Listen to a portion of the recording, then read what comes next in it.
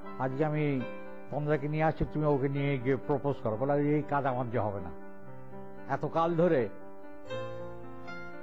পুরো এত জায়গায় ঘুরেছি, করেছি, এই কাজ আমি পারবো না। বলে না, এটা পারতে হবে, তোমাকে বলতে হবে। তা গাড়িতে উঠে চালাচ্ছেই, গাড়ি চালাচ্ছে শেষ, কোথায় চলে গেছে বহুদূর। তারপরে এইভাবে তো সারাক্ষণই যেতে হবে, দেখতে পাচ্ছি। তারপরে গাড়ি দাঁড় করে বললাম যে এই, তুমি আমাকে বিয়ে করবে? বলে ধেত। আমি বললাম ধেত মানে বুঝতে পেরেছি। বলে যাক তাহলে গাড়ি ঘুরিয়ে বাড়ি এসে সোজা গলা টলা শুকিয়ে কান টান গরম হয়ে গেছে, এই কথা বলতে হবে। আমি জীবনে যদি প্রপোজ করতে পারতাম, আমার 62 সালে বিয়ে হয়ে যেত। এই যে আমার পাশে আমার জয় বাংলার মা সবসময় আমার কাছে যে একদম লেগে থাকে, কোন জায়গায় আমাকে যেতে যায়। আমি অসুস্থ, এ আমাকে বাঁচিয়েছে। ডাক্তার স্কয়ারের ডাক্তার বলেছে যে আমি বহু মহিলা দেখেছি, স্বামীকে এত যত্ন করতে আমি কোথাও দেখিনি। কিছু বলো, তোমার যদি কিছু বলার থাকে। হ্যাঁ, জয় বাংলার মা হিসাবে আমি নিজেকে গর্ব অনুভব করি।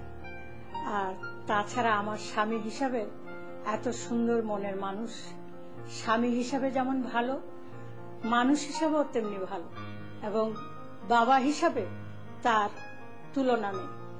আমার ছেলে মেয়ের বাবা হলেও বাবা, বন্ধু বলে বন্ধু।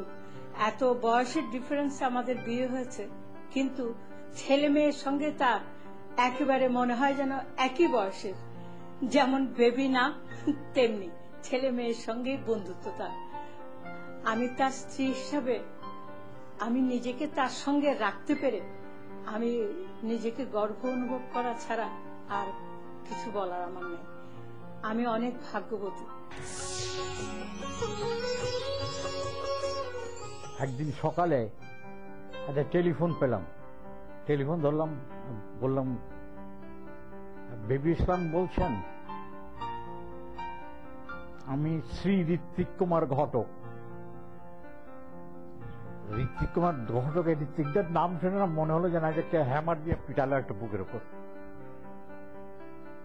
বলে যে আপনার, আমি ঢাকায় এসেছি, আপনি কি আমার সাথে একটু দেখা করতে পারেন? কথা বলবো কি, আমি তো ঘাবড়ে গিয়েছি যে ঋত্বিক কুমার ঘটক ঢাকায় এসে বেবি ইসলামকে খোঁজ করছে, কল্পনার বাইরে। যাই হোক, উনি ঠিকানা দিলেন, গেলাম। বলে আমি এখানে একটা ছবি করছি, আপনার কি কাজ করতে হবে? এমনি ডে। বলে কালকে আমরা যাব লোকেশন দেখতে আপনাকে। আমাকে নিয়ে গেল, তারপরে কাজ শুরু হলো। ঋত্বিকদার সাথে কাজ করে মনে হলো একটা পরিচালকের সাথে কাজ করছে।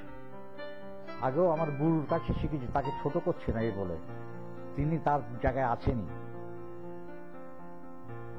তিতাস করলাম, তিতাস করে তিনি আমার কাজ দেখে প্রথম খুব এই কর, এখানে ক্যামেরা বসে, এখানে এ করে, খুব বলা বলি করত। হ্যাঁ বেবি শোন, 12 বছর ধরে আমি কাজ করছি একটা এফেক্ট পর্দায় আনার জন্য। শেষে এই নেড়ের দেশে এসে নেড়ের কাছে এটা পেলাম। এখন আমি বলি, আপনি নেড়ে বোঝেন কি? নেড়ে, ও তুই রাগ করেছিস, একটা গোটা বাদ দে, ওটা কিছু না, ওটা কিছু।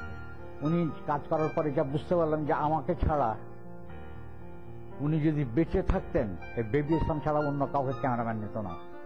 বলে যে আমার একটা কলকাতা ছবি করবো, তুই কাজ করবি? বলে কেন করবো না।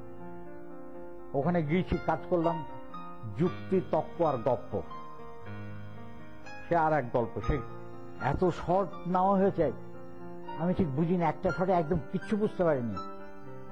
ক্যামেরা এখানে বসা, আমি কিন্তু এসে তোর ক্যামেরার লেন্সে আমি জল ঢেলে দেবো। ও তোর মাল খেতে খেতে এসে, সে টলতে টলতে এসে ঘাড় করে ক্যামেরার লেন্সের বোতলে সব মদ আর কি। সেটা ছবি দেখি যখন, রাশ ফাইনাল ছবি যখন দেখি, তখন বুঝলাম যে কি মারাত্মক একটা শর্ট।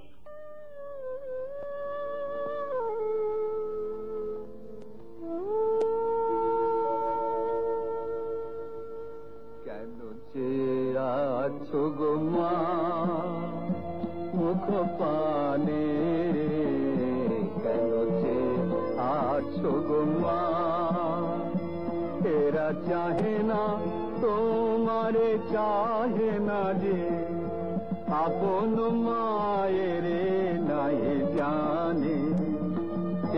তোমায় কিছু দেবে না, দেবে না, মিথ্যা কহে শুধু, কত কি ভাবে, কেন চেয়ে আছো গো মা?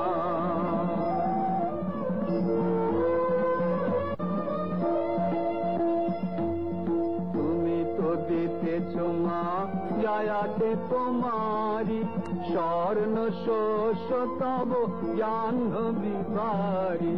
তুমি তো দিতেছ মা, যাই আছে তোমারি, স্বর্ণ শস্য তব জাহ্নবী বাড়ি। জ্ঞান ধর্ম কত পূর্ণ কাহিনী, এরা কি দেবে তোরে কিছু না, কিছু না, মিথ্যা কবে শুধু এলো পরাণে, কেন চেয়ে আছো গো মা?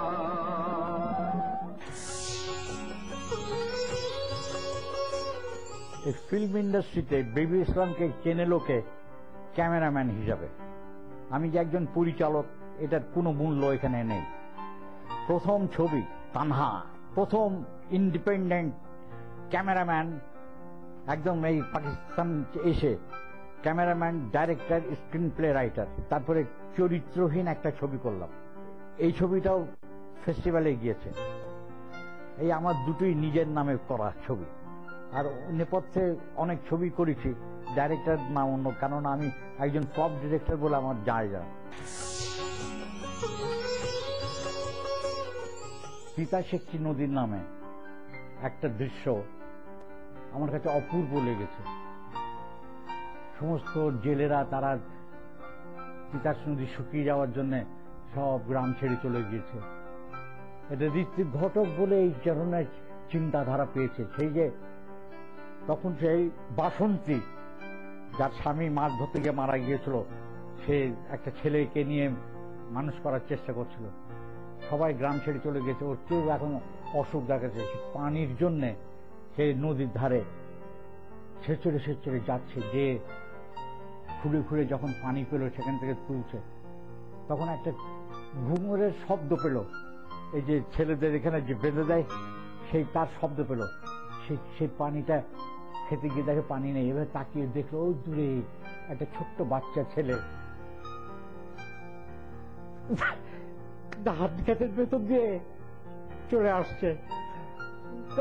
ধান নতুন যে জেলে সম্প্রদায় গিয়েছে, কিন্তু তাতে নিরাশ হওয়ার কিছু নেই। ঠিক মরার আগের মুহূর্তে এই শটটা যে লাগিয়েছে, অপূর্ব। তা দেখলে কেউ বিশ্বাস করবে না।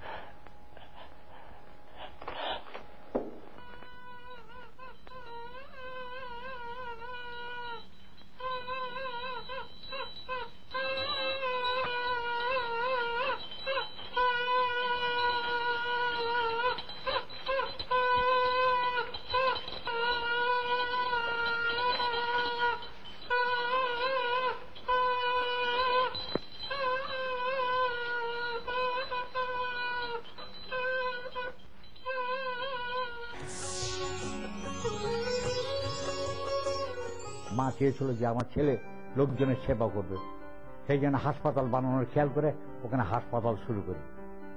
হাসপাতাল শুরু করতে গিয়ে মনে হলো যেন আমি একটা পাগল। একটা হাসপাতাল করতে এত টাকা লাগে, এই ধরনের প্র্যাকটিক্যাল ছিল না আমার। কেননা 40 টাকা দিয়ে 5 তলা বাড়ি বানাতে পেরেছি, আরম্ভ করেছি মাত্র 40 টাকা নিয়ে। তা এখন 1.5 লাখ টাকা নিয়ে আমি এখন একটা হাসপাতাল পারবো না, এরকম কথা হলো। শুরু করলাম হাসপাতাল বানানো। মার কথা রাখতে গিয়ে এখন আমি বড় বিপদে পড়ে গেছি। ভাড়া যান যত সামান্য পাই, আর আত্মীয় স্বজন বন্ধু বান্ধবদের টাকাতে এতটুকু গড়ে তুলেছি। সেটা যদি আপনারা গিয়ে যদি দেখতে পান, যদি ওখানে গিয়ে দেখেন বিনা পয়সায় দুস্থ গরিব পরিবারের সমস্ত সেবা চলছে সেখানে। দুটো MBBS ডাক্তার রেখেছি, আগে ডাক্তার ছিল না, আগে ছিল শুধু একটা প্যারা ডাক্তার। তাই সেই রেখেও এখন আমি ফুল পাচ্ছি না, তাদের টাকা পয়সা মাইনে কোথায়, খালি ধার ধার ধার ধার। হ্যাঁ, যদি সম্ভব হয় আপনারা একটুখানি আমার হাসপাতালের জন্য একটু সাহায্য করলে আমি খুব উপকৃত হব।